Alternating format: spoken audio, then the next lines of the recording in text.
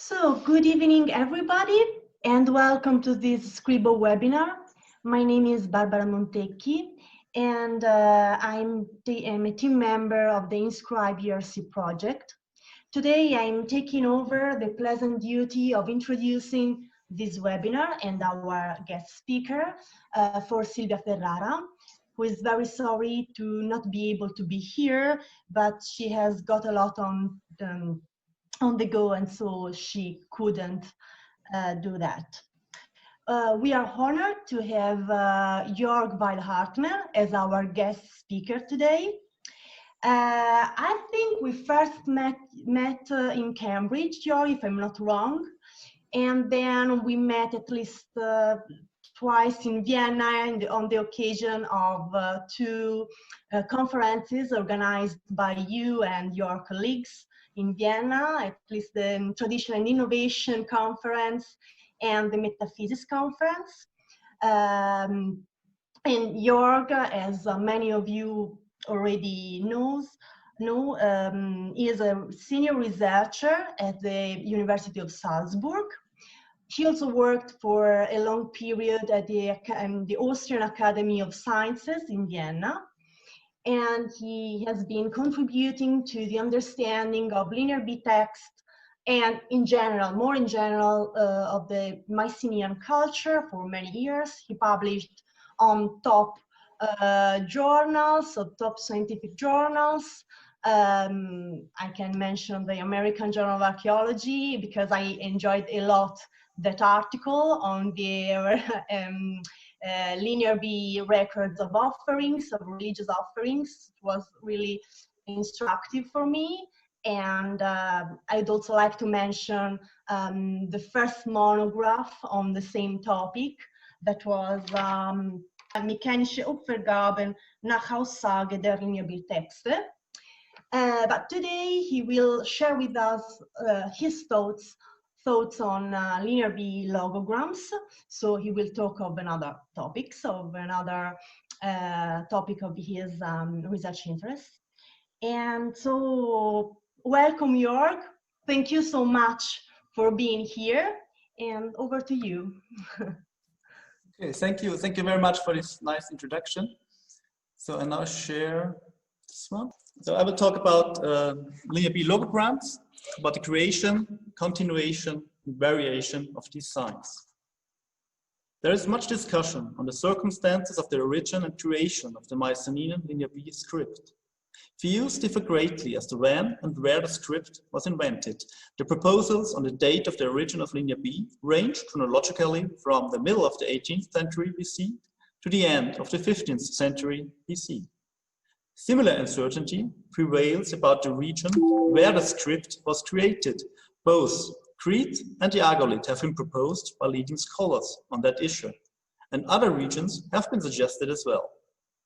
Furthermore, there has been some speculation on the exact nature of the invention, more specifically, whether it was a single act or a gradual development through individual stages, for which, however, we have no direct evidence.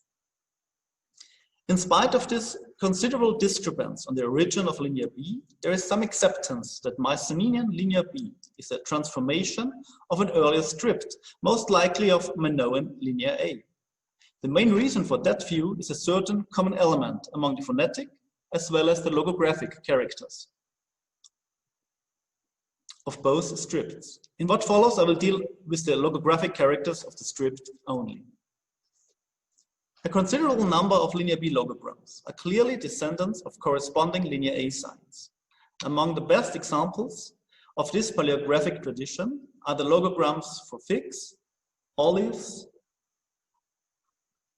wine, wheat, and olive oil.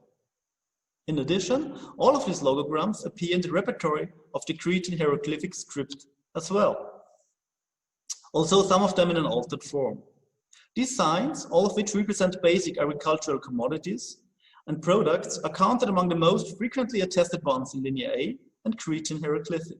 Their prominence in these scripts seem to have been the main reason of their incorporation into the logographic repertory of linear B. The close resemblance of these signs clearly indicates a genetic relationship between these three different writing systems. The linear B signs in question, which means the signs for figs, olives, wine, wheat, and olive oil, have a more or less schematic outward appearance, and one can hardly be sure of their pictographic origin drawing from the linear B evidence alone. However, their forerunners are revealing, as can best be demonstrated by means of the logogram for figs. This linear B logogram, which is composed of a central vertical line and two crossing strokes above, is of a rather abstract design. The corresponding sign of linear A and Cretan hieroglyphic, however, can be easily traced back to the depiction of a branch of a fig tree. Most instances of this sign in Cretan hieroglyphic and in linear A represent the characteristic shape of a fig leaf with its 5 lobes, albeit in schematic form. Obviously, given the difficulties in drawing the fruits of a fig tree in recognizable form on a document of clay, the creator of this sign has relied on the distinctive form of leaves of the fig tree in order to record the fruits of this kind of tree. By analogy, one may suspect that the logogram for olives may represent in its origin 3 characteristic leaves of an olive tree in order to record the fruits of an olive tree. By all means, it would be hardly possible to create an easily identifiable image of the figs and the olives themselves. In a similar way, the origin of the Cretan hieroglyphic precursors of the other 3 logograms under discussion have been traced back. According to Ruth Palmer, the logogram of wine seems to point to the depiction of a vine with 2 branches supported by 2 forked sticks. According to Arthur Evans, the logogram of wheat points to the depiction of a corn grain in flower, and the logogram of olive oil may rely on the depiction of a branch of an olive tree. As these examples of basic agricultural commodities show, the design of logograms of the linear B script may rely on long-standing paleographic traditions. The 5 linear B logograms in question are clearly modeled on the characters of the predecessor scripts. The appearance of these Mycenaean signs is of abstract design, which may have resulted from their regular and widespread use. Such irregular use is usually taken to lead to stylization and simplification. However, not all logograms of the Mycenaean script that are inherited are of a more abstract design than their predecessors. For example, the linear B logograms for woman and man seem to be in a nearer relation to the Aegean iconographical tradition than the linear R equivalent. The linear B logogram in question clearly, both of them, clearly show pictographic features as are known from the representations in art. Both this impact of iconography and the careful execution of linear B logograms are remarkable features that are not evidenced in the respective logogram of the linear A script. In this script, the logogram is rendered in a much more abstract manner, and we are not even sure if it denotes a man or a woman or even both. As a consequence, the vivid appearance of signs is not only a characteristic feature of logograms that are inventions of linear B, on which I will elaborate in a second, but this vivid appearance is also to be observed on logograms which have a prototype in Cretan hieroglyphic or in linear A. Another example of imagery affecting the process of designing logograms that are inherited from the repertories of the predecessor scripts is provided by the logograms of horned domesticated animals, sheep, goat, and oxen. The linear B signs in question are similar enough to the corresponding linear A signs to allow for a common ancestry. However, whereas the linear A signs appear rather abstract, the linear B signs clearly show the typical form of the horn as depicted in wall paintings, on vases, and on seals or ceilings. As is shown, for example, on the miniature frieze from room 5 of the West House at Akrotiri, the form of the horn serves, among other features, as a kind of pictorial identification mark. Backward curved horns with ends pointing forward for sheep, small horns that are slightly bent backwards for goats, and the S-shaped horns for oxen. These features are clearly incorporated within the linear B logograms, but they can hardly be found in the respective signs of linear A. Let us now turn to new linear B creations. These logograms, such as the ones for horse, deer, olive tree, sword, arrow, or the lance, are in general pictorial in nature and allow easy recognition of clearly identifiable objects. The creators of these new logograms had the eye of a good cartoonist in giving the features essential for recognition. By doing so, the scribe who designed the sign did not think of a single prototype, but meant to communicate the concept of the object in question in a convincing way. For example, the logogram of horse has a neat outline of the head of a horse in profile with elements representing an eye and erected ears, and with its mane bound in tufts. This is a typical feature of late Bronze Age iconography, which is neither shown in contemporary art of the Near East or Egypt, nor in that of later Greece. The logogram of deer shows a similar neat outline of the head of a deer drawn in profile, with branched antlers projecting vertically atop the head. Another example from nature is provided by the logogram of the olive tree, which seems to reflect, naturally in a somewhat simplified manner, the small leaves, the shimmering effect of the light foliage, and the accurate outline of the crown of a real olive tree. Turning to logograms denoting material objects, I would like to refer first to the sign of sword or dagger, which has a distinct midrib, which is viewed as a characteristic feature of early Aegean swords, by means of a single vertical stroke in the middle of the blade. Second, to the sign of arrow, which shows a feathered flight at the rear end.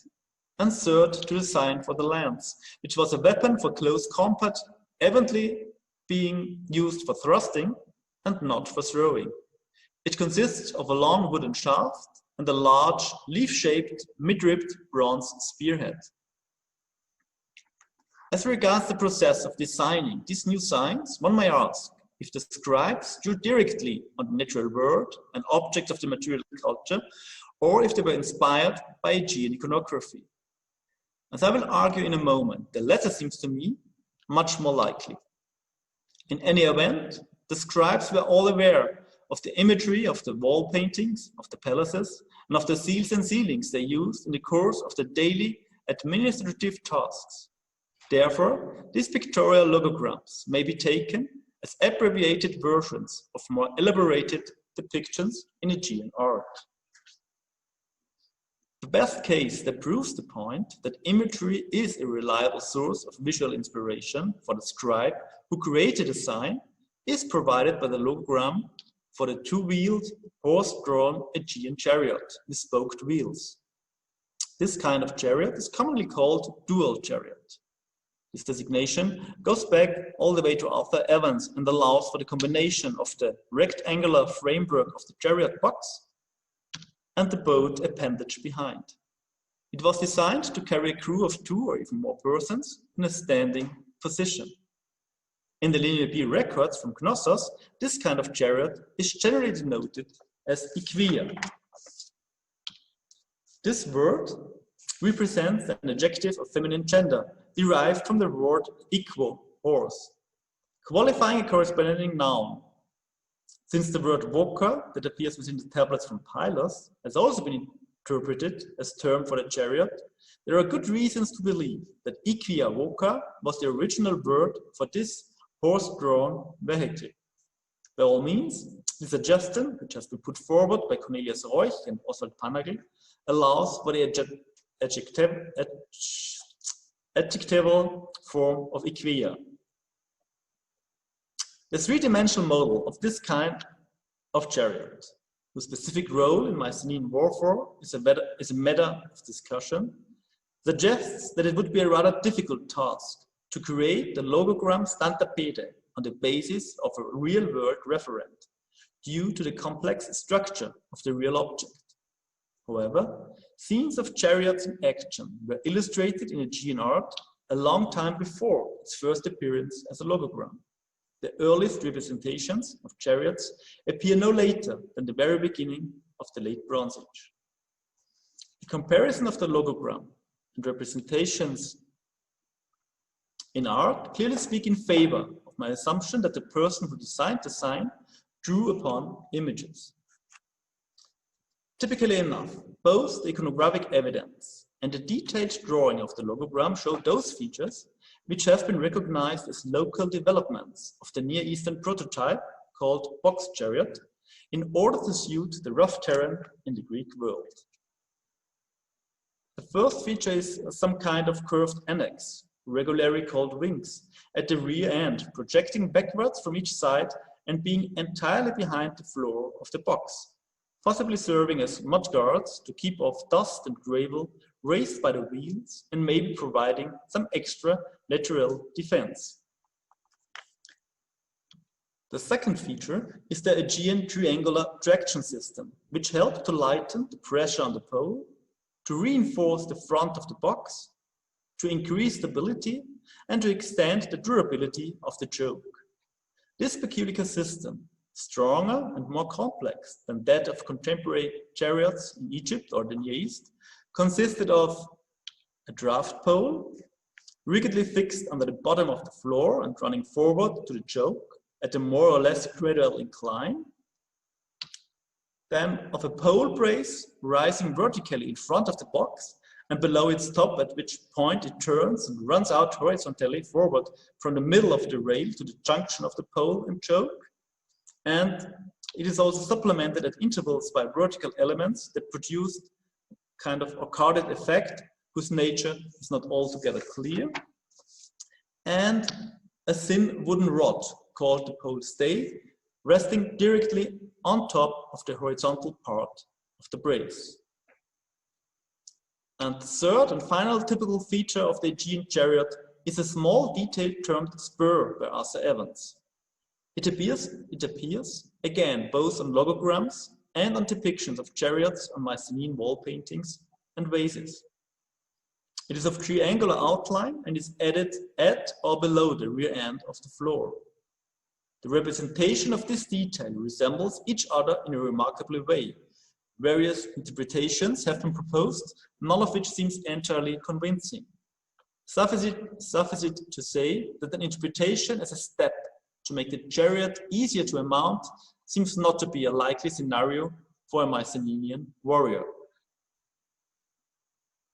The Linear B logogram for chariot shows a fully assembled dual chariot, including the wheels, in profile view, except for the choke hung at the end of the pole and the choke saddles, shown as behind the choke.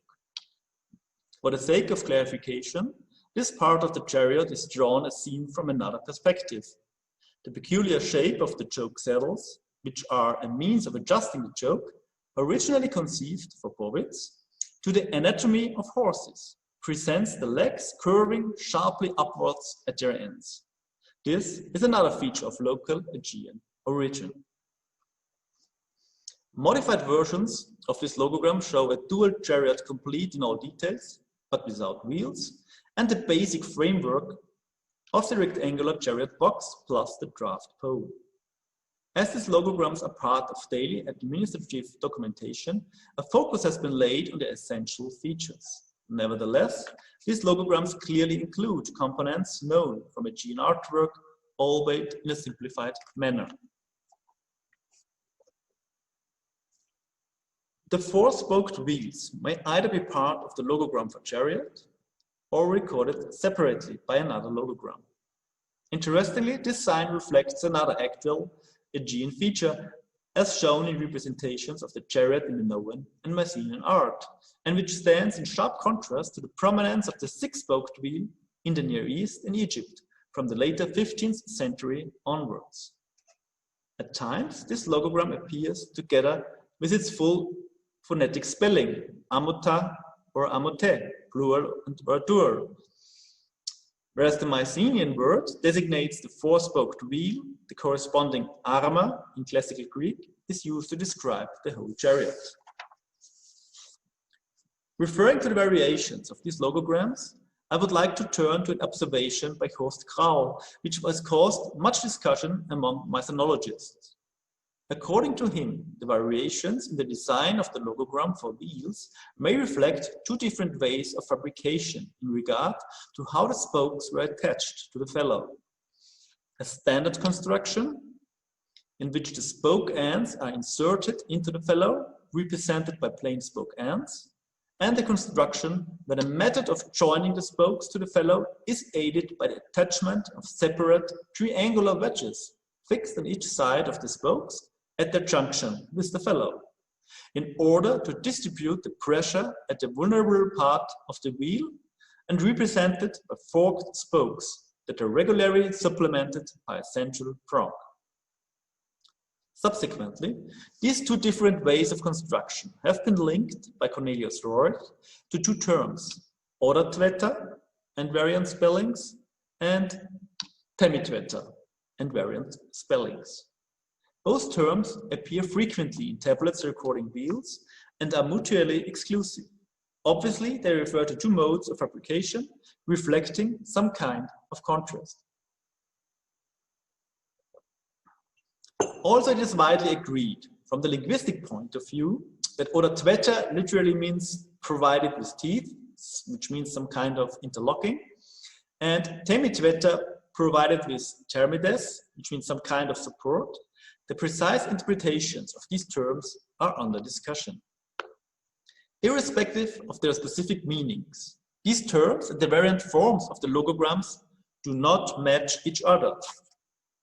Logograms that are drawn without wedges and therefore should represent the Ordertwetter type appear with both terms, Ordertwetter and Temitwetter, on the same tablet.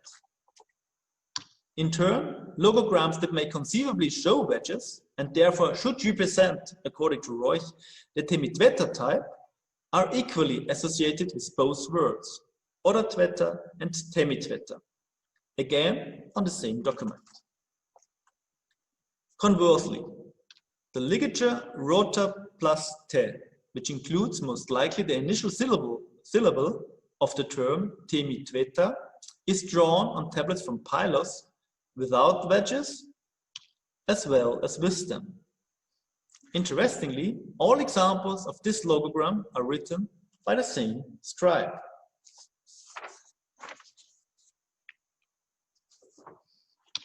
As a consequence, I view the variations of the logogram for the four-speaked wheel, you see here some of them, not to be read literally. Rather, I consider the logogram for wheel as a vivid rendering of the concept of a wheel, which do not reflect any details of the object recorded. Also, the general impression of this logogram is pictorial in style. This should not lead us astray to view it as an accurate representation of a given object. Further evidence for this view is provided by some logograms for vessels. Also, there exists a substantial number of logograms for vessels within linear A. The linear B logograms referring to vessels are best viewed as new creations and not as descendants of the earlier script. At first sight, these logograms appear to be fairly lifelike, albeit abstract drawings of distinctive vessels. However, various pieces of evidence speak against the assumption that a particular sign is modeled on the actual form of the vessel to be recorded. Rather, these signs seem to reflect mainly those crucial features that were essential for Mycenaean scribes to recognize certain types of vessels. According to Julie Ruby, the logograms for vessels have, quote, have the same emic value of lexicalization as phonetic words, since they function as sememes, indivisible units of meaning, each conveying meaning by representing a category, end of quote. One of the most characteristic vessels of Mycenaean civilization is the stirrup jar, named after the shape of the handles. The particular shape of this vessel, also known as Bügelkanne or fail-snaked emperor, points to its use for storing and transporting valuable liquids, presumably aromatic olive oil as well as wine. The wide distribution of large syrup jars in regions of Greece and far beyond is generally taken as pointing to the importance of trade in these liquids during the Mycenaean palatial period. The logogram of this kind of vessel, which was called karareu by the palace functionaries, represents both distinctive features of this vessel, the two handles and the mouth, in the same plane. As modern line drawings of the stirrup jar document, this view is not possible regardless from which angle the viewer observes the jar. However, it is the only way to show what vessel is meant in a more or less clear way.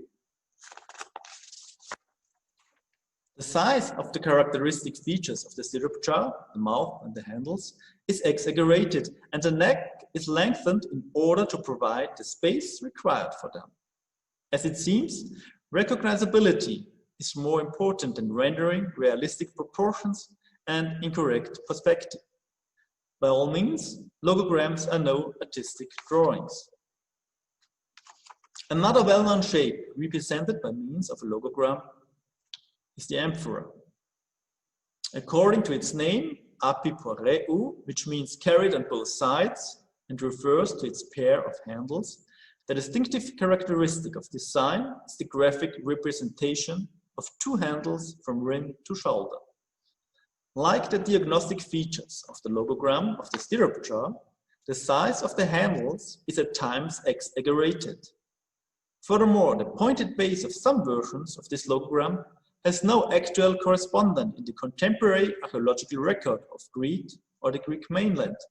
Rather, the pointed base reminds one of the Canaanitian jar.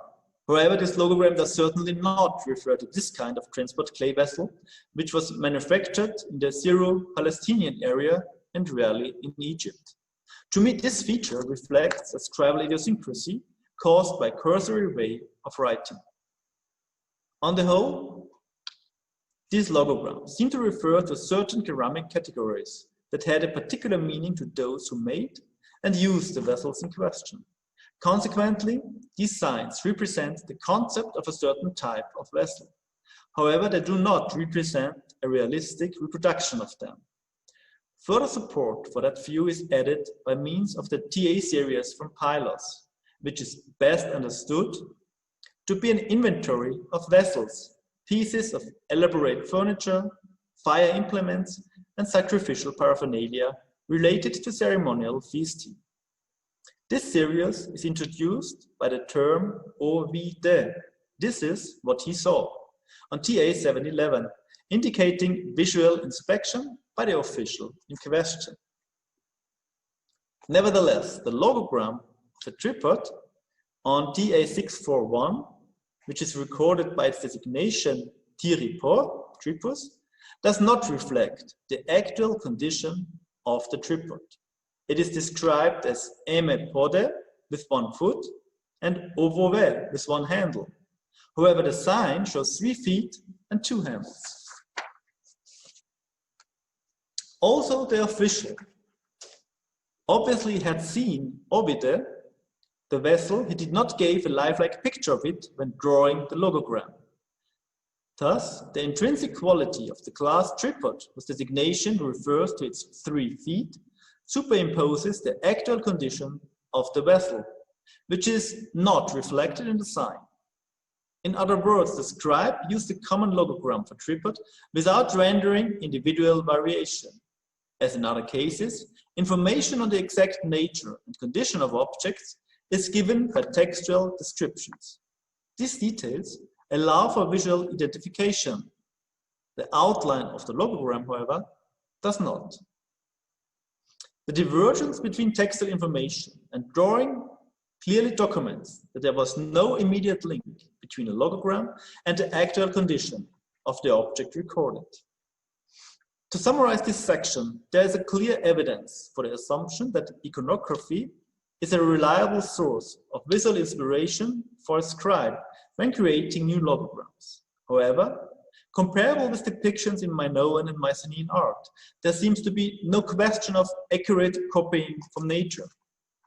These logograms are mere schematic symbols, concentrating on those elements that are vital for recognition.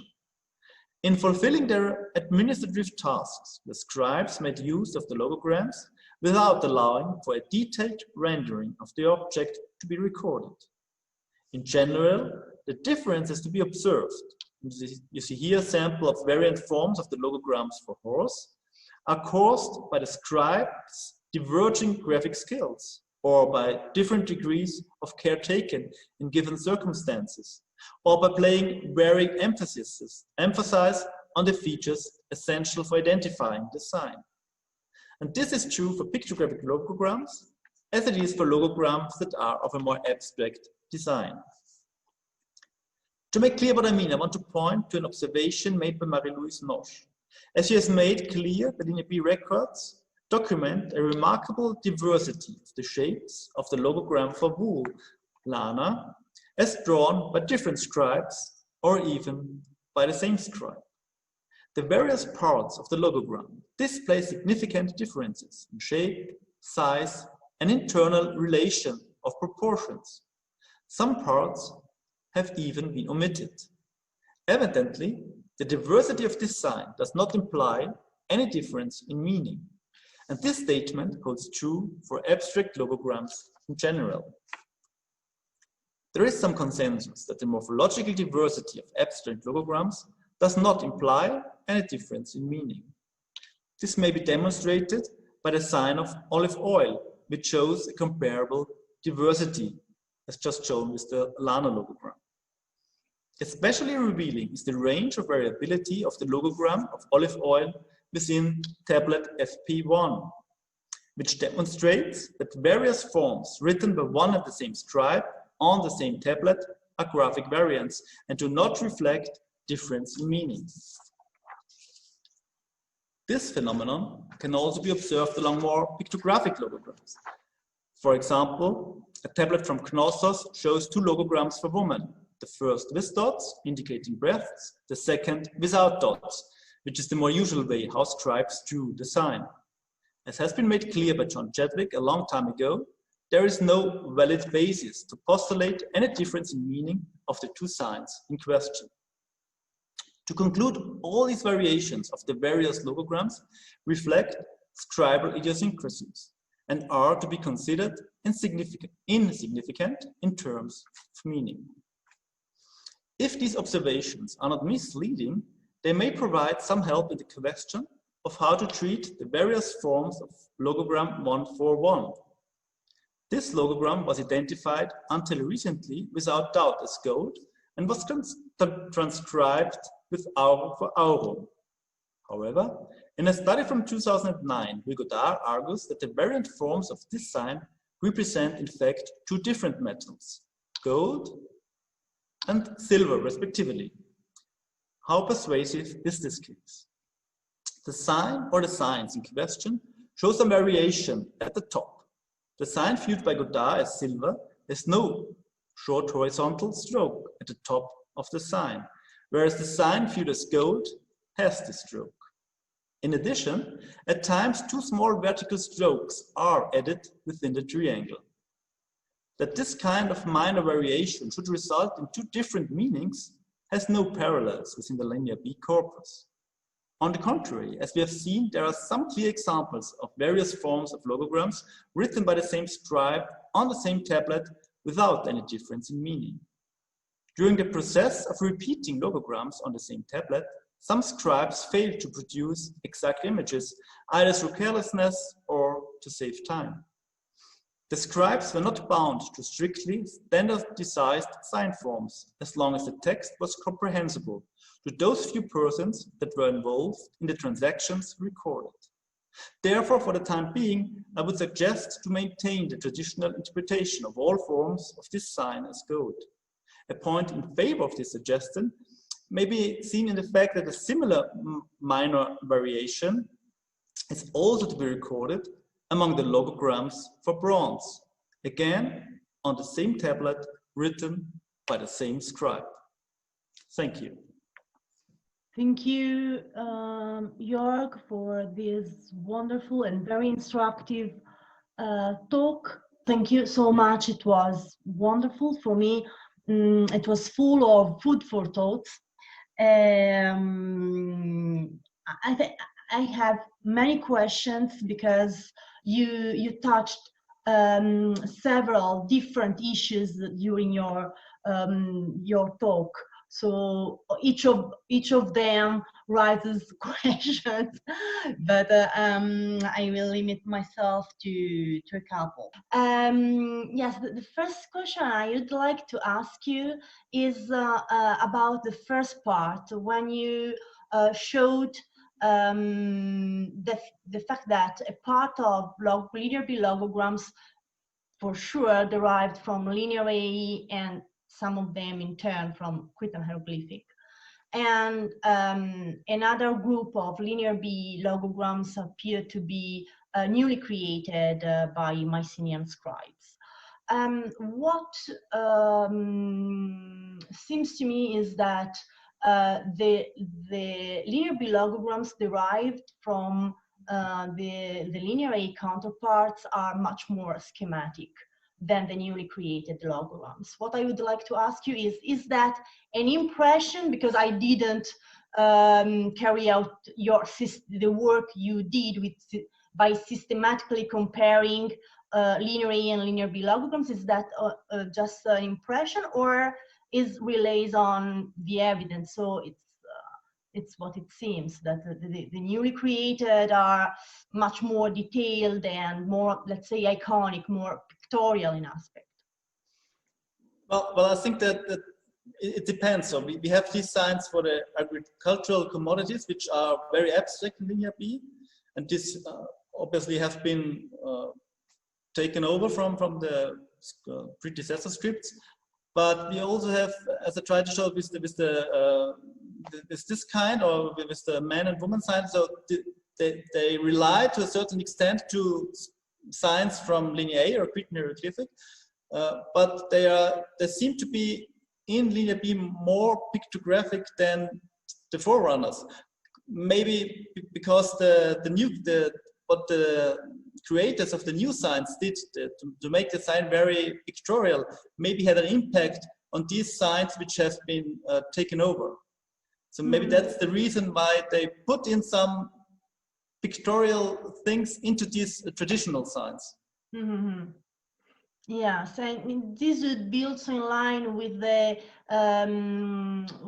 adaptation of certain syllabograms from linear A to linear B. Some of them look more detailed, so more complex in linear B than in linear A. So we can see this mechanism of adding traits and making signs more complex in linear B, both in logograms and syllabograms. As I mentioned, I also have other questions, but I would like to leave the possibility to the others to ask questions before I go on. So please, if anybody has questions, please, you can either write on the chat, but I would prefer to see you and hear directly your questions. But otherwise, I read for you.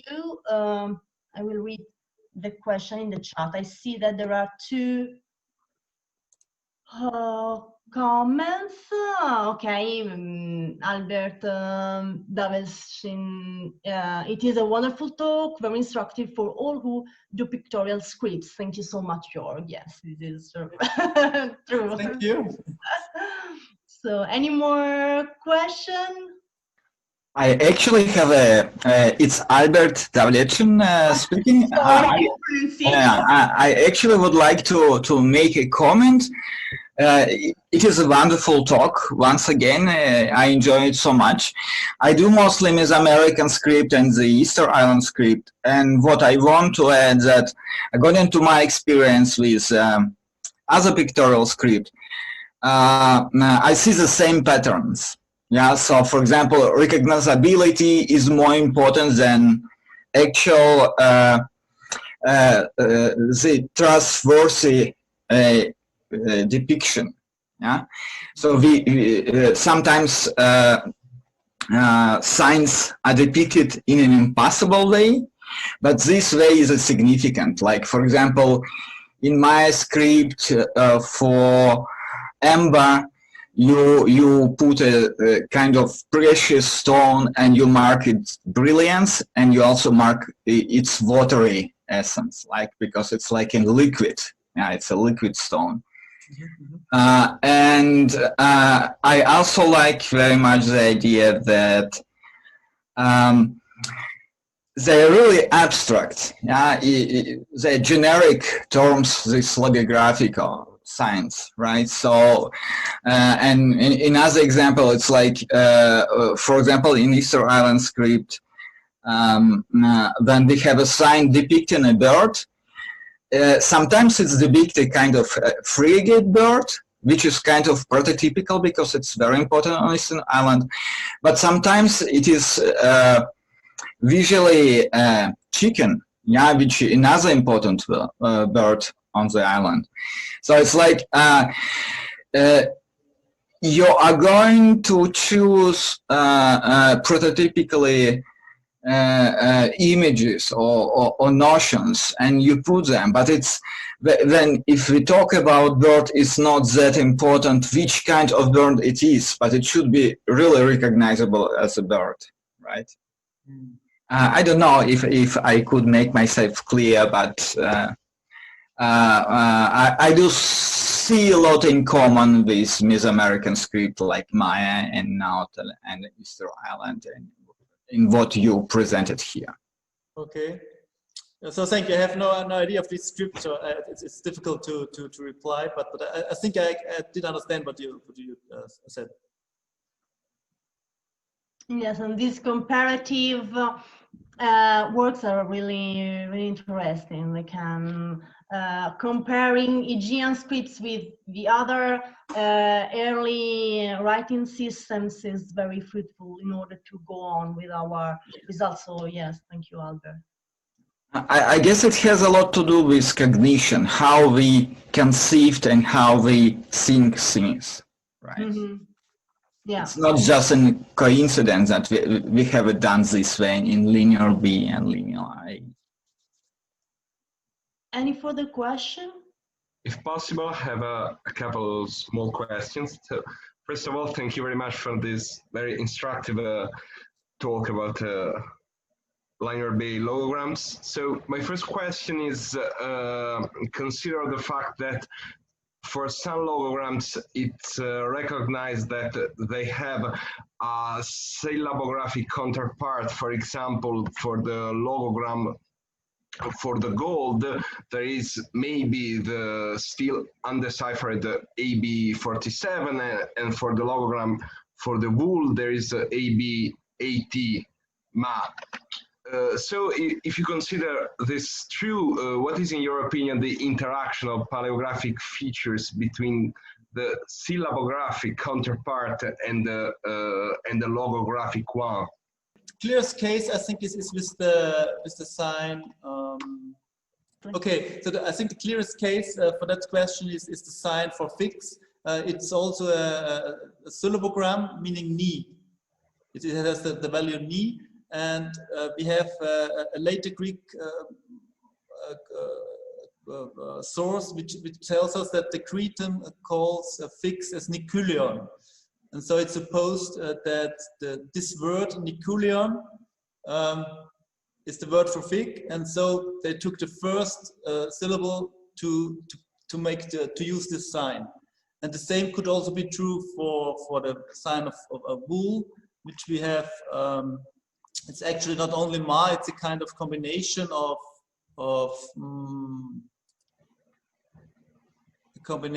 ma and maybe re, or sometimes it looks more like ru. Here is the mare, and mare could have to do something, or maru with malos, a word meaning wool. So obviously, especially when it comes to things which are difficult to depict, like wool, like small figs, there is an interrelationship between syllabograms and logograms, and obviously they use the kind of acrophonic principle. Mm-hmm. So taking the first syllable or the two syllables to try to use this. Mm-hmm. Yes, the acrophonic rule, yeah. Thank you. I have another small question, if I can. Yes, please, Andrea. Okay. So since you mentioned a lot of possible sources for the paleographic features and the iconographic features of logograms. Can you, since the new created logograms mostly involves some special part of the Mycenaean administration, for example, the chariots of the vessels. Can you argue for one particular source for their introduction? For example, the inscribed vessels, or only the tablets, or others, or not? You mean that someone really made no, I don't really know what you mean. Their introduction, in your opinion, can be tied to the necessity to inscribe one particular type of document. Sorry, Andrea, can you make your question more clear? What is your question? Sorry. If the introduction of some logograms can be tied to the necessity of, can you hear me? Well? Yeah. Can be tied to the necessity of use this logogram on one particular document. Yes, so yeah. Or maybe they are tied, the introduction of new logograms can be due to the necessity of, or to a different interest, administrative interest. Yes. And so their iconographic features can be recognized in one specialized part of the Mycenaean iconography.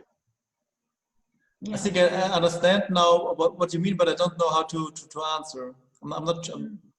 It's more a comment that we can think about. Yeah. I take the chance to read one comment in the chat by Anna Hudson. She points out that the logogram for gold is not related to the syllabogram AB47, although they look similar.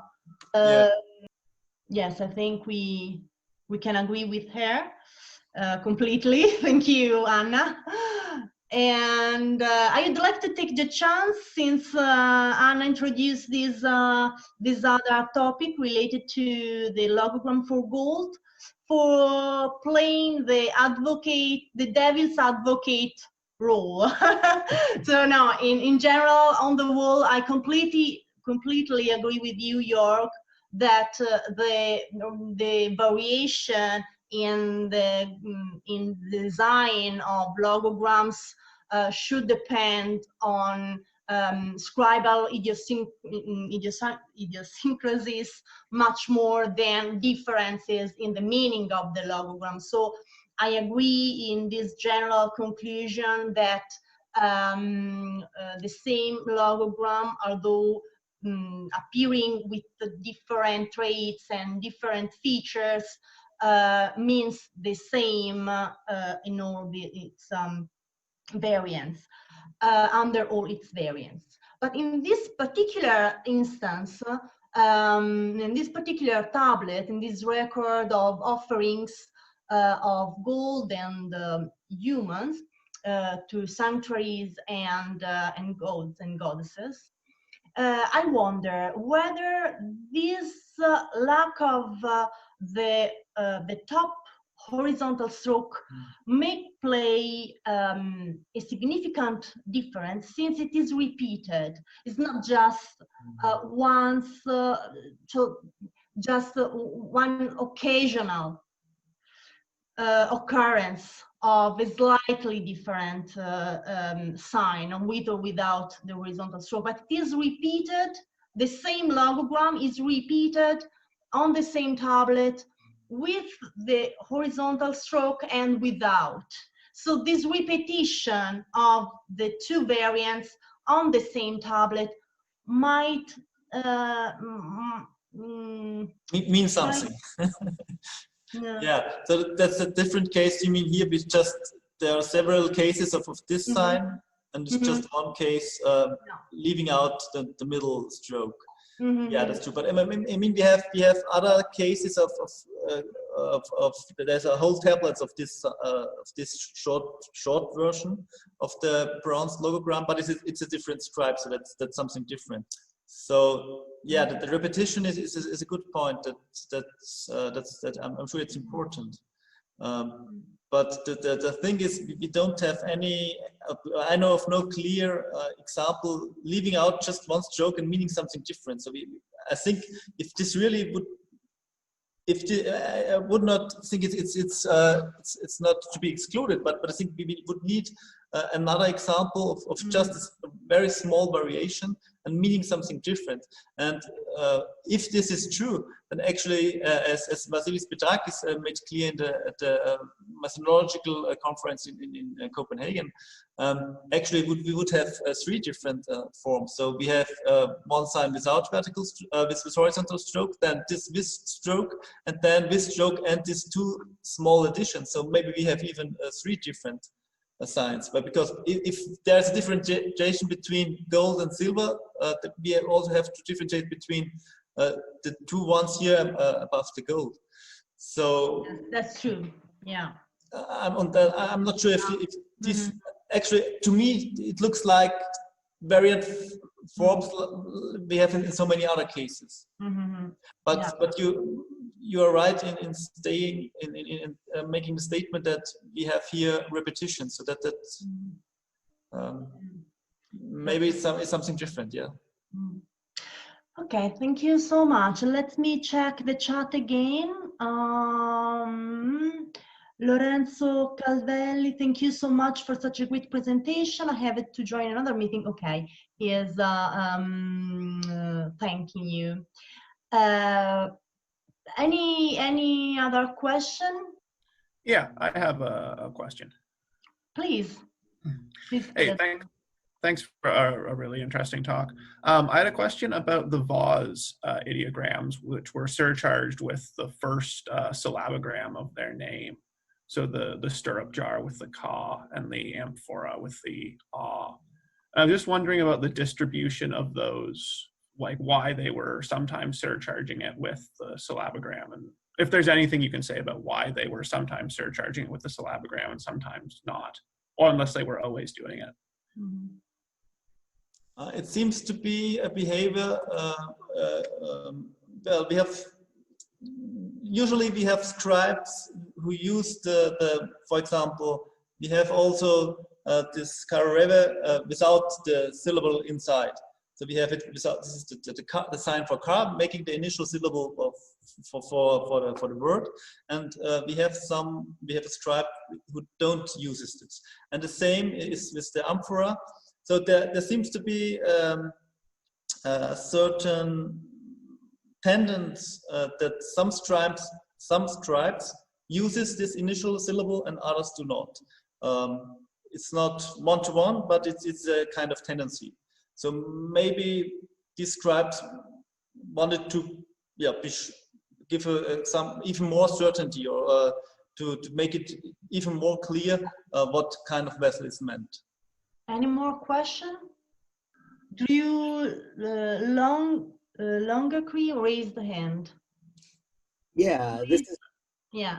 This is probably a relatively simple question from an outsider from the Linear B script, but I'm curious about the origins of the syllabic use of these forms, because I'm thinking more from a comparative perspective as we think about kind of the invention of Proto-Canaanite alphabets and these kinds of things.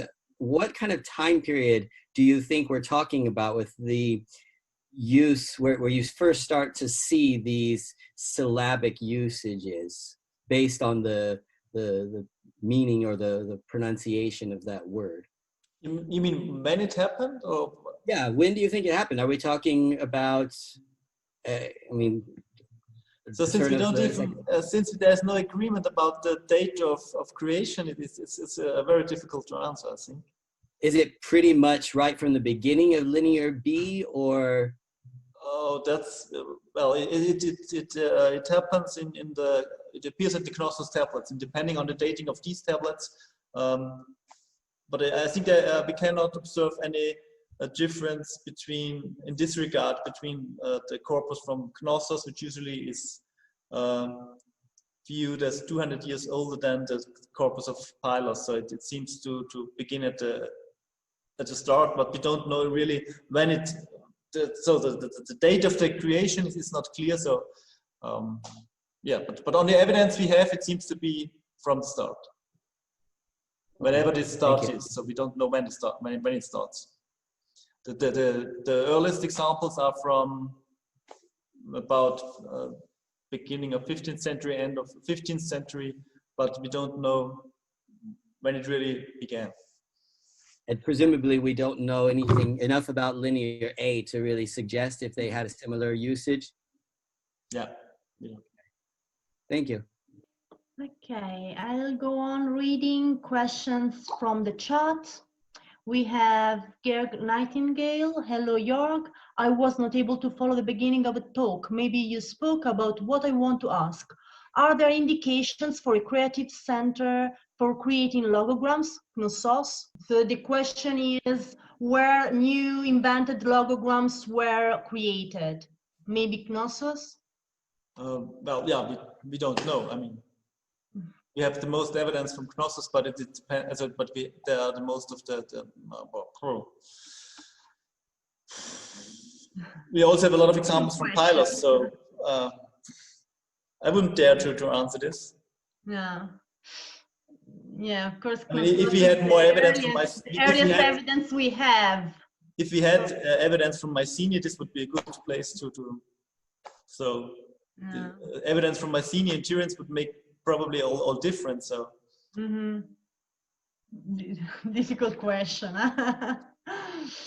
And then we have Cassandra Donnelly. Don't we also have, but Cassandra, would you like to ask your question directly? Sure, I can do that. I think I might be wrong, but do we have the surcharged vessels also in linear A? Yeah, we have. And but usually not with the same signs. Okay. Naturally not, because the language obviously is different, and so. Sure. Yeah. In principle, ligatures are much more often in linear A than in linear B. Yeah, for sure. No, I was curious if there was something like the phenomenon with fig with Michelion or something where we have. There's, as far as I can remember, there's only one ligature that is appearing in linear A and in linear B, and that's Tela with So, I think, or Tela plus Q or something. So it's a textile logogram, and maybe this has something to do with that the word for this kind of textile was taken over from Minoan to Mycenaean Greek, which would make sense. Yeah, maybe it's teleku, I think. Yep. Yeah. Thanks. But I think that this is the only example. Maybe there's it's not a general rule. I see that also Anna has a question or comment. Anna Jensen, would you like to ask, or should I read your question? I will read it. There's an article by Vasilis Petrakis showing which ideograms are in general used and which seem to be site-specific, and there are a lot of the latter. I think it's the one in the Aegean Scripts Colloquium publication from Copenhagen.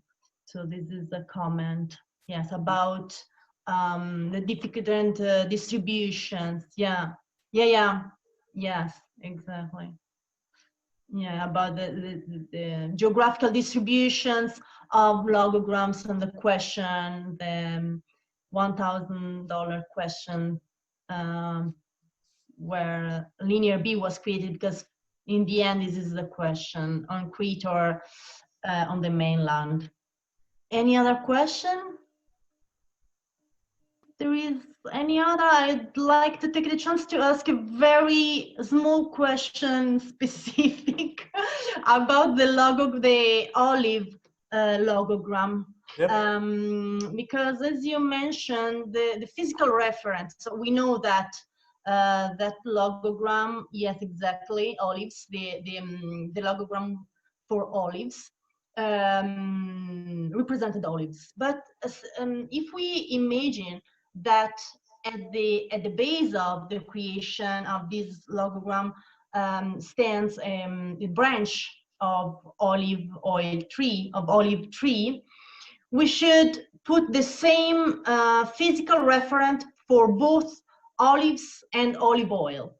So in both cases, the physical reference, the object, the source of inspiration, let's say, would be a branch of olive tree.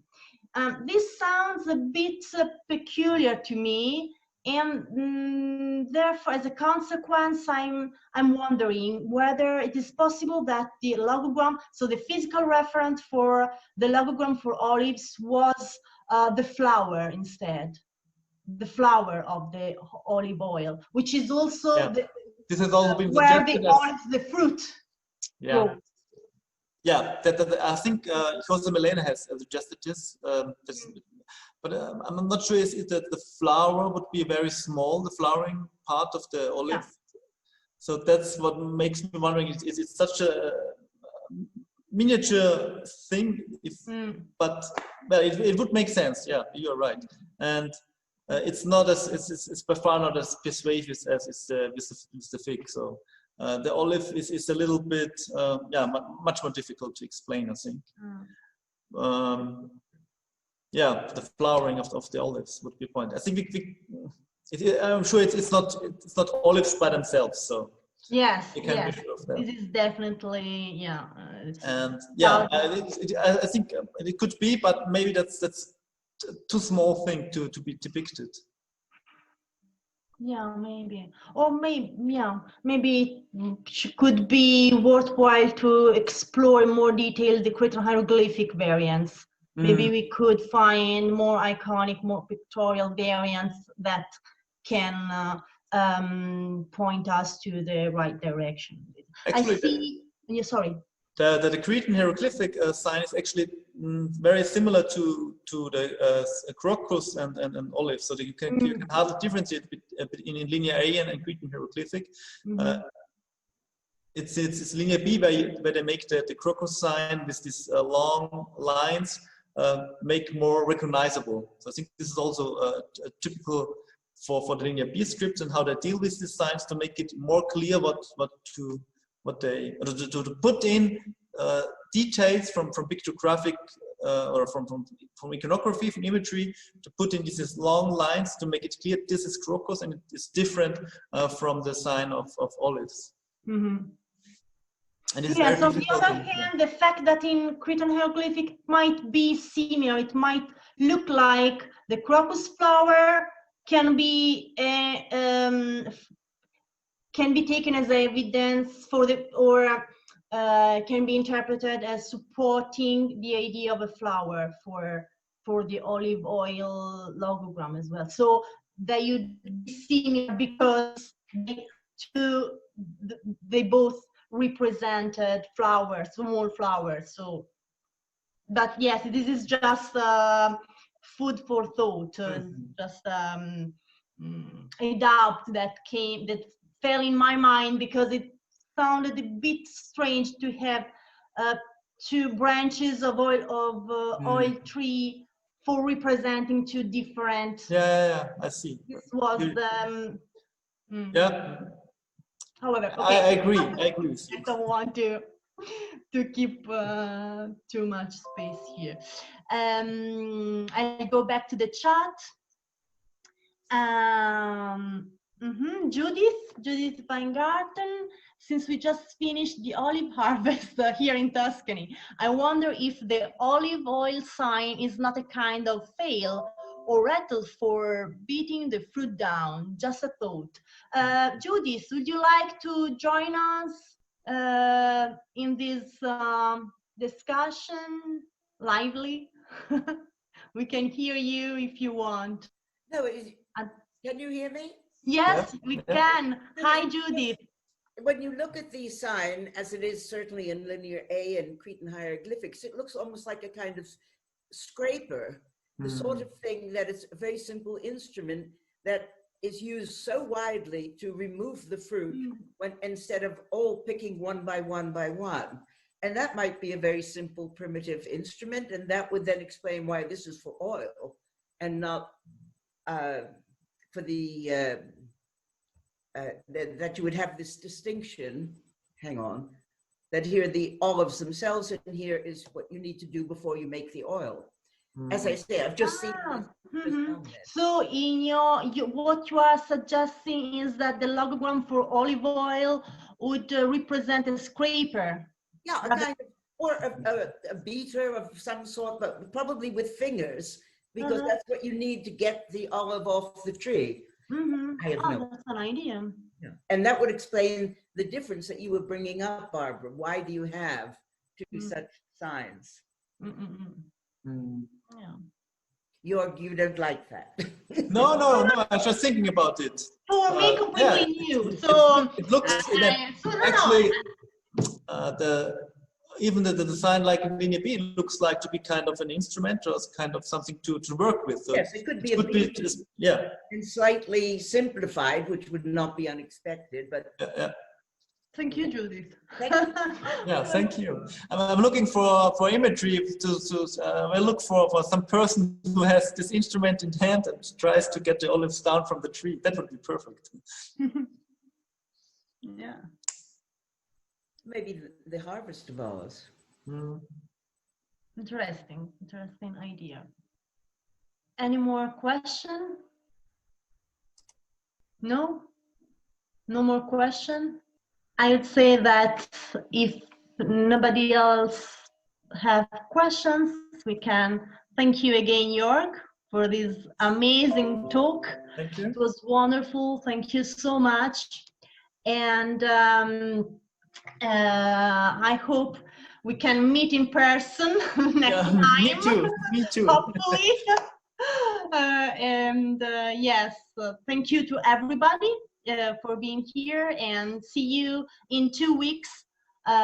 We will have William Boltz from University of Washington, who will speak about the early Chinese writing. So those of you interested in such topics can join us in 2 weeks. Bye bye. Thank you again. Thank you. Bye. Bye.